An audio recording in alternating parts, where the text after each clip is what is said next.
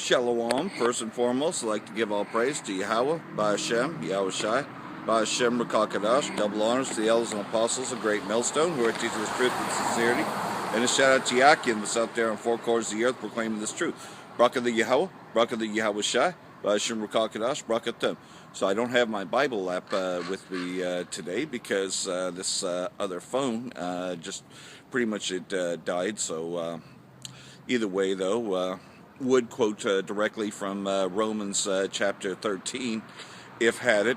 Maybe find a way of bringing it out in the next video or something. But nonetheless, though, teach it upon those precepts, though, getting into what's happening, the war rhetoric building up as Donald J. Trump is the one to get World War III started. As we know, he still has another year and a half until election 2020.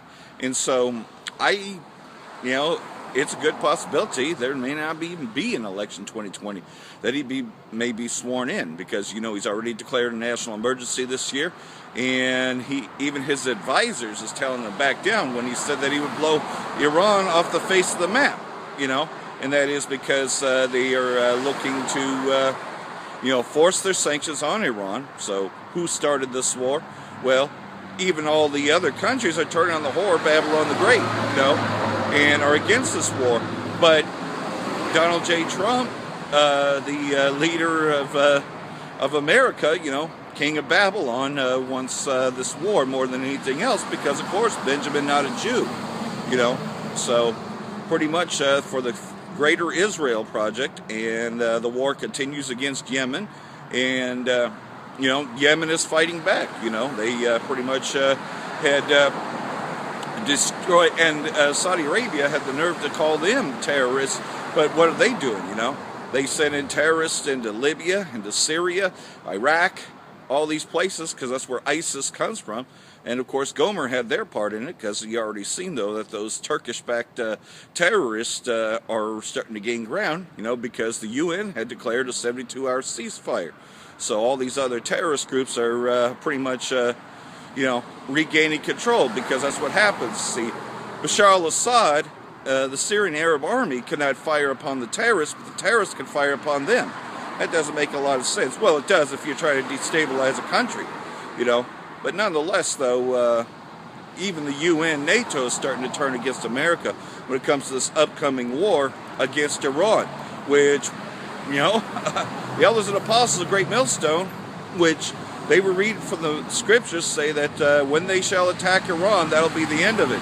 Because Gog Magog will be a guard unto them. We could see that. And we've seen Persia move in their S-300 systems, the same systems that thwarted the U.S. attack on Damascus last year. Those same systems, Iran has plenty of those, has had them for years. And, they will most likely have the S-400s and S-500s, as Gomer is looking to buy the S-500 systems as well. So they know that Trump is about ready to attack, well, you don't send 150,000 troops into the Middle East unless you're planning to start a war, and they're just waiting for a false flag to pop off. But because, of course, they've been exposed on their plans to do another false flag in Syria, they just haven't pulled one off yet. But don't be surprised if they try to, pull off another false flag and say that, oh, Bashar al-Assad is gas his own people. They do the same rhetoric over and over again, even though they're the ones that caused the crisis. And so, again, this would be the app that I would normally use to read the scriptures. Well, maybe I'll just be using this app and just use the other one. Sometimes you just got to do what you got to do and go with what worked first. So, it's dead, I don't think I can get anything out of it,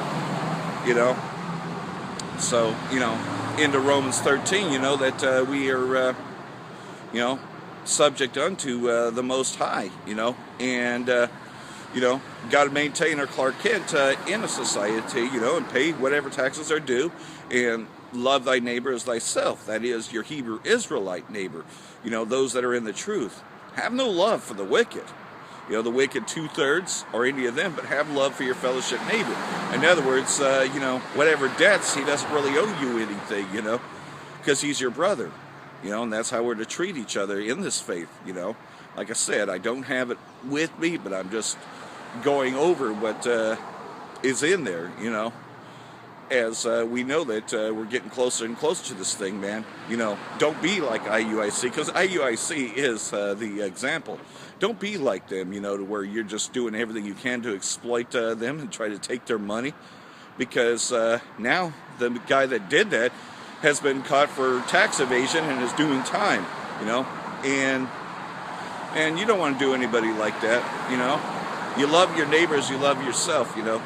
You wouldn't want to be done that way, you know, and I just can't think of anything worse, you know, because it's bad enough you get ripped off everywhere, man. You've been lied to all your life, and then to get lied to in this faith, I can't think of anything worse, you know. So I hope that's not going on in Great Millstone. I said I didn't know if that's going on in Great Millstone because I haven't been to every camp. I'm a one-man camp myself, so I got to make sure everything's in order, you know. And if I'm going off on something, I hope someone out there that's watching my videos is there to rebuke me. And there's been times when I've, you know, okay, you know, I shouldn't have done that, and I can take a rebuke, because you have to be able to take a rebuke, you know. That's what makes us refine, you know. You learn from your mistakes, you know, and that's just it. History is repeating itself. Esau never learns from his mistakes, but just keeps on doing the same thing over and over again, you know, and that's just it, though. They're going to give their lives to fight for the Greater Israel Project, which is pretty much to have control over the full Middle East. What's that got to do with America's interests? Well, that's just it, though. You take a look around here, everything's done to shit. You know, there's nothing really being fixed. This thing's been vacant for so long.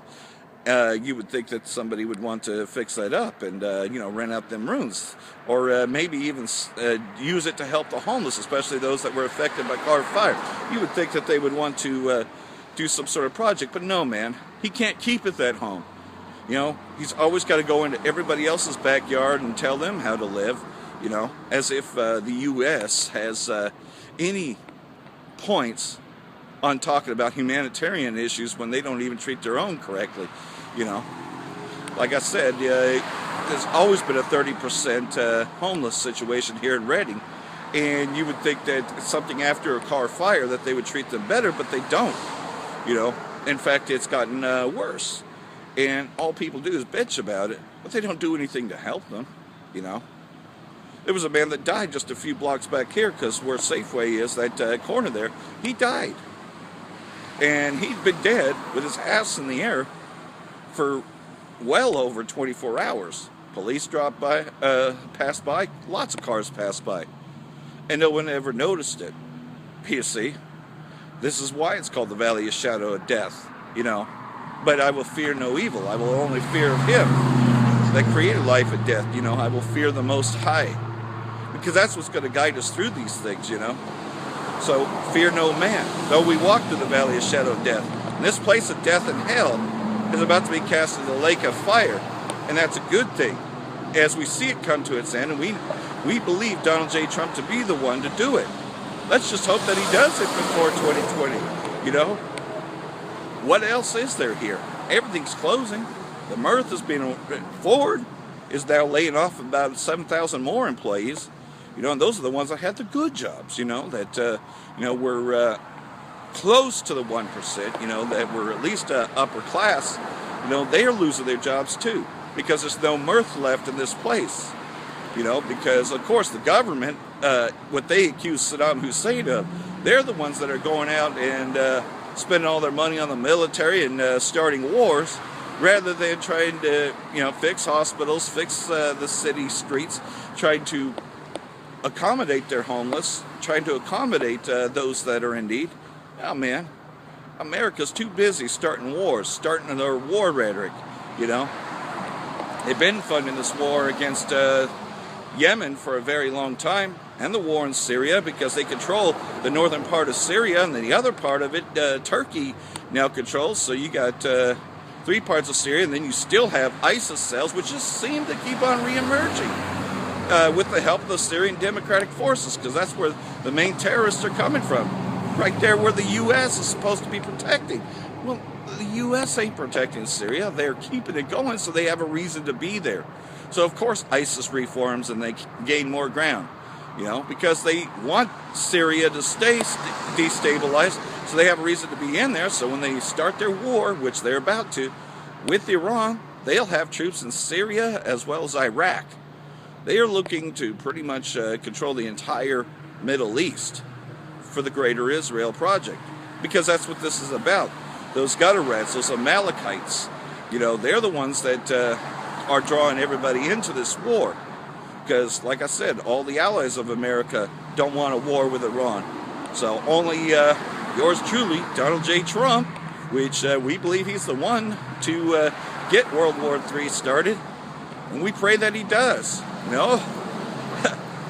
because Donald J. Trump will be that of who leads us to our salvation. But, of course, like everything else, trouble's around the corner. Evil times are coming.